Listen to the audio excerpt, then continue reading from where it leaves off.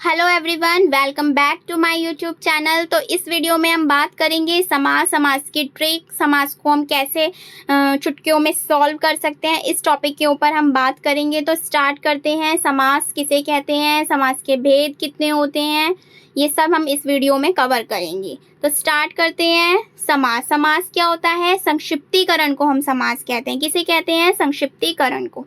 इसकी परिभाषा क्या हो जाएगी? दो या दो से अधिक शब्दों का परस्पर संबंध बताने वाले शब्द को समास कहते हैं।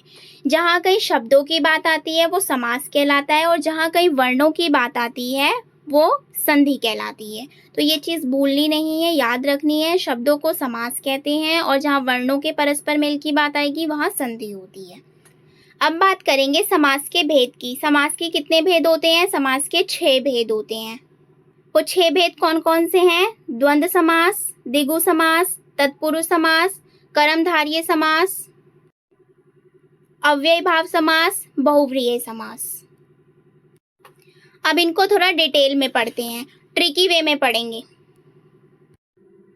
सबसे पहला है द्वंद्व समास। द्वंद्व समास में क्या होता है? पूर्व पद और उत्तर पद दोनों ही प्रधान होते हैं। किसमें होते हैं? द्वंद्व समास में। याद रखना है, क्वेश्चन हर बार पूछा जाता है कि किसमें पूर्व पद और उत्तर पद दोनों पद प्रधान होते हैं द्वंद्व समास में। और इसकी ट्रिक क्या हो जाएगी? इसकी ट्रिक हो जाएगी योजक चिन्ह। जहां भी आपको ये योजक चिन्ह का लोप होता हुआ दिखे वहां पर क्या होता है? द्वंद्व समास होता है। या और विभक्ति का लोप हो वहां पर भी क्या होता है? द्वंद्व समास होता है। इसके एग्जाम्पल्स क्या हो जाएंगे? माता पिता। माता और पिता के बीच में योजक चिन्ह आ रहा है और आ रहा है।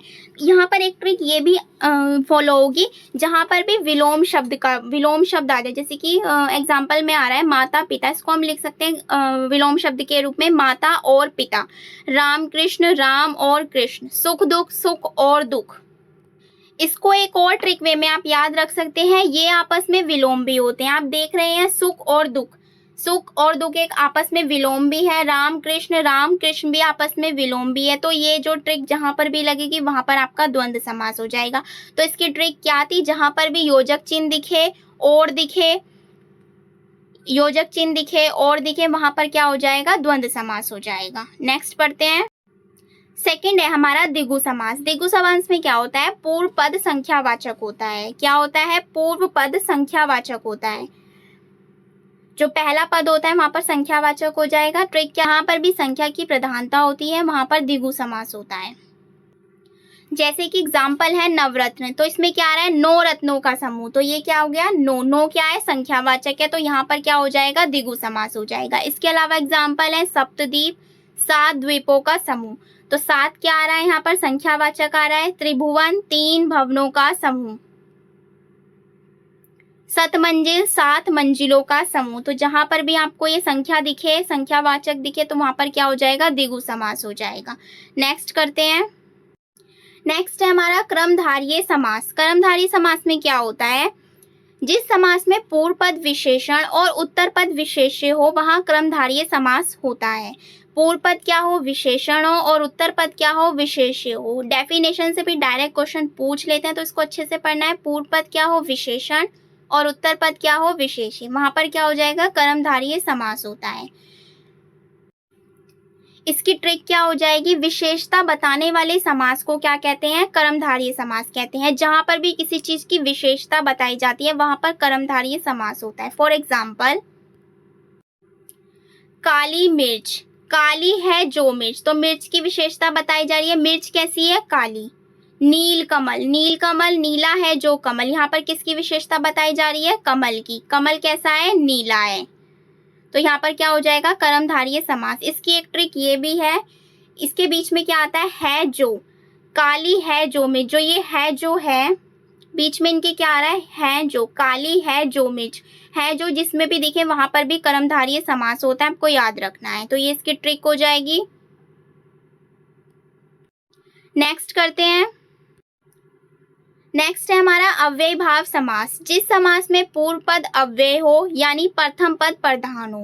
पूर्व पद अव्यय का मतलब हो जाएगा प्रथम पद प्रधान हो, वहां पर अव्ययीभाव समास होता है। इसकी ट्रिक क्या है? प्रत्येक उपसर्ग वाला शब्द अव्ययीभाव कहलाता है।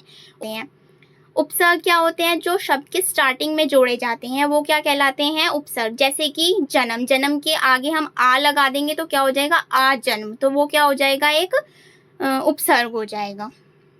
इसके एग्जाम्पल्स देखते हैं कुछ, जैसे कि है यथा स्थान, स्थान के अनुसार, आजीवन, जीवन भर, प्रतिदिन, प्रत्येक दिन, तो ये सब इसके क्या हो जाएंगे? एग्जाम्पल हो जाएंगे। इसकी एक ट्रिक ये भी है, जहां पर भी आपको सेम वर्ड दिखे, सेम वर्ड रिपीट हो जाए या योजक चिन्ह आ जाए, वहां पर भी अव्ययी भाव समास होता है। फॉर एग्जाम्पल रातों रात, दिनों दिन। मैंने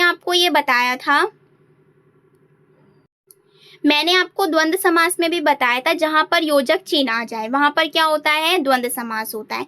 लेकिन यहाँ पर जो होता है, इन दोनों में विलोम शब्द का लोप था।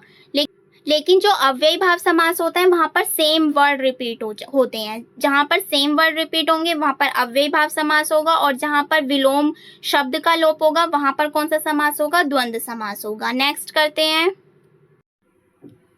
नेक्स्ट है हमारा बहुव्रीहि समास। इसका आपको याद रखना है, ये ज्यादातर पूछा जाता है। जिसमें किसी तीसरे पद का बोध होता है वहां पर बहुव्रीहि समास होता है। क्या होता है? बहुव्रीहि समास। जिसमें किसी तीसरे पद का बोध होता है वहां पर होता है बहुव्रीहि समास। इसके एग्जाम्पल्स हो जाएंगे दशानन, 10 मुख हैं जिनके, अर्थात रावण। तो तीसरा पद कौन सा हो रहा है यहाँ पर? रावण। रावण क्या हो रहा है? तीसरा हो रहा है, किसी तीसरे का बोध हो रहा है। इसी तरह नीलकंठ, नीलकंठ में क्या आ जाएगा? नीलाकंठ, नीलाकंठ है जिसका, अर्थात शिव जी। तो यहाँ पर शिव जी क्या हो जाएगा? तीसरा पद हो जाएगा। लंबोदर, लंबा उदर है जिसका, अर्थात गणेश जी। गिरिधर, गिरि को धारण करने वाले, अर्थात श्री कृष्ण। तो ये सब इसके एग्जाम्पल हो जाएंगे। बहुव्रीहि बहुत ज्यादा पूछा जाता है, तो आपको याद रखना है जिसमें किसी तीसरे पद का बोध होता है वहां पर बहुव्रीहि समास होता है। नेक्स्ट है तत्पुरुष समास। इसको लास्ट में इसलिए रखा क्योंकि ये काफी लॉन्ग है, इसीलिए मैंने इसको बाद में लिया है। तत्पुरुष समास में क्या हो जाएगा? पूर्व पद क्या होता है? इसमें गौड़ होता है और उत्तर पद इसमें प्रधान होता है। ये पूछ लेते हैं डेफिनेशन में कि किसमें उत्तर पद प्रधान होता है, वो कौन सा समास है। तो क्या हो जाएगा इसका? तत्पुरुष समास। इसके भी 6 भेद होते हैं। कितने भेद होते हैं इसके? 6 भेद होते हैं।